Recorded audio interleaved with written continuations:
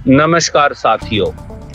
MBBS की पढ़ाई में एमबीबीएस में नकली डॉक्टर बनाने का सैकड़ों और हजारों करोड़ का घोटाला, जिसे अब 1 करोड़ में बंदर बांट कर रफा दफा करने का नायब सैनी सरकार हरियाणा में कोशिश कर रही है, उसके तथ्य तो अब और चौंकाने वाले हैं।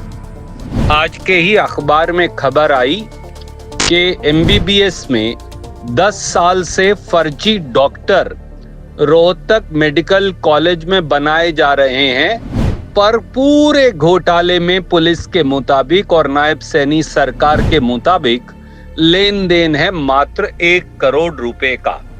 भाजपा सरकार ये तो दावा करती रही है कि उसके राज में कमाई में इजाफा हुआ है। अब एक बात साफ हो गई है कि ये इजाफा नकली डॉक्टर, पेपर लीक से हजारों करोड़ की काली कमाई में हुआ है।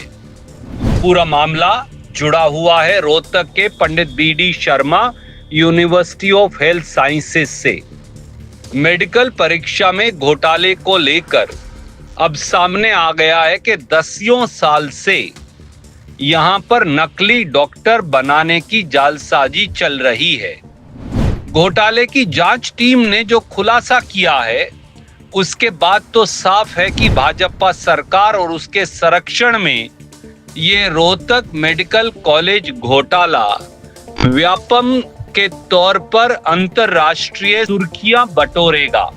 अब ताजा खुलासा देखिए। कहते हैं मात्र 1 करोड़ में ही सारे नकली डॉक्टर बन गए।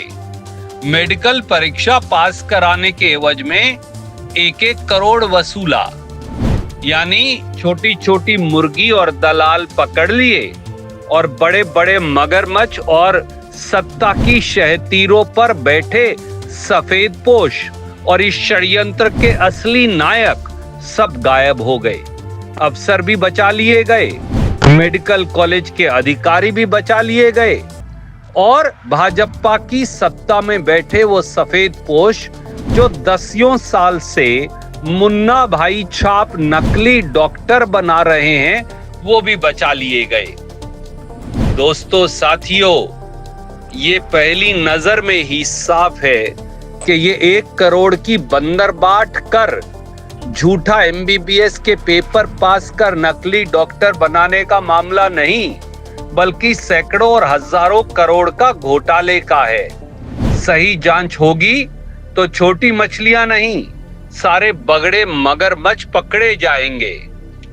वैसे भी ये सैकड़ों और हजारों करोड़ की बंदरबाट कैसे हुई? इस 1 करोड़ में से भी किसको कितना हिस्सा मिला? सत्ता के शीर्ष पर बैठे शहंशाहों को कितना चढ़ाया गया? ये सब जांच के दायरे से निश्चित तौर पर बाहर रखा गया होगा और इसीलिए इस बारे में ये रिपोर्ट खामोश है। कुछ छुट भैये दलालों को मिलने वाली रिश्वत की राशि का जरूर जिक्र है, लेकिन हिंदुस्तान के सबसे बड़े मेडिकल घोटालों में से एक, इसमें शामिल मगरमच्छों को नायब सैनी सरकार बड़ी चालाकी से बचा रही है। बाकी ये जानकारी विस्तार से सामने आई है कि रोहतक मेडिकल कॉलेज के मुन्ना भाइयों ने परीक्षा में किस अंदाज में अपनी कलाकारी दिखाई है। किसी की कॉपी कोई और लिख रहा था, कोई उसके अंदर जो इंक है जो अपने आप गायब हो जाती है वो इस्तेमाल कर रहा था, तो किसी की कॉपी को खाली ही जमा करा लिया गया ताकि उस पर तसल्ली से सही जवाब लिखा जा सके, और किसी की कॉपी को इरेजेबल इंक को मिटाकर दोबारा लिख दिया गया। खुद जांच टीम को भी 46 कॉपी बंडल से गायब मिली हैं। आपकी जानकारी के लिए बता दें कि इस मेडिकल घोटाले के पनपने से लेकर पूरा होने तक हरियाणा में बीजेपी की सरकार थी। पहले मुख्यमंत्री की कुर्सी पर खट्टर साहब विराजमान थे। अब सैनी साहब अपने अंदाज में परीक्षा और शिक्षा के क्षेत्र में एमबीबीएस घोटालों से नई क्रांति कर रहे हैं। सैनी साहब के 4 महीने के शासन में लगभग हर 15 दिन में कोई ना कोई पेपर लीक और परीक्षा का घोटाला आता है। ये अलग बात है कि नायब सैनी जी इसे बोलते हैं कि ये पेपर आउट है, पेपर लीक नहीं। आप मुझे बताइए, पेपर लीक तो तभी होगा जब पेपर आउट होगा। पर शायद नायब सैनी जी को लगता है कि या तो हरियाणा के सब लोग बेवकूफ हैं या हम नासमझ हैं। लगता है कि उनको शर्म के तौर पर नहीं, ये पेपर लीक को और पेपर आउट को सम्मान के तौर पर लेते हैं।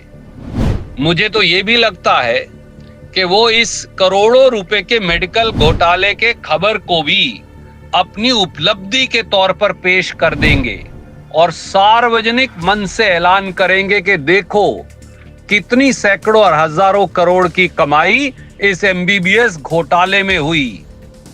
हमारी इसलिए साफ साफ मांग है साथियों, इस मामले की जांच हाईकोर्ट के सिटिंग जज से हो, ताकि इस खेल में शामिल सत्ता के शीर्ष पर बैठे लोगों की नकेल भी कसी जा सके और उनका चेहरा बेनकाब भी हो, पूरे षड्यंत्र का पर्दाफाश भी हो और 10 साल से नकली डॉक्टर बनाने के इस खेल के अपराधियों को पकड़कर अंदर भी किया जाए।